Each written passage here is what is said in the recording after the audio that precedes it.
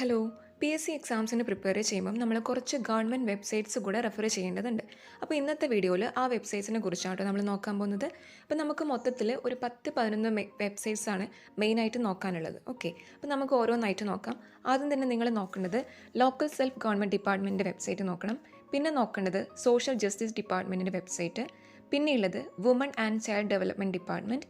പിന്നെ social security mission ഡിപ്പാർട്ട്മെൻറ്റിൻ്റെ website നോക്കണം. പിന്നെ നോക്കാനുള്ളത് Kerala state disaster management authority, Kerala ദുരന്ത നിവാരണ അതോറിറ്റി ഡിപ്പാർട്ട്മെൻറ്റിൻ്റെ വെബ്സൈറ്റ് നോക്കണം. പിന്നെ നോക്കേണ്ടത് നവകേരള കർമ്മ പദ്ധതിയുടെ വെബ്സൈറ്റ് നോക്കണം.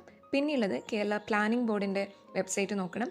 പിന്നെ കേരള ഫിനാൻസ് കമ്മീഷൻ്റെ വെബ്സൈറ്റും കൂടെ നോക്കണം. ഇത്രയൊക്കെയാണ് നമ്മൾ മെയിനായിട്ടും കേരളമായിട്ട് ബന്ധപ്പെട്ട് നോക്കാനുള്ളത്.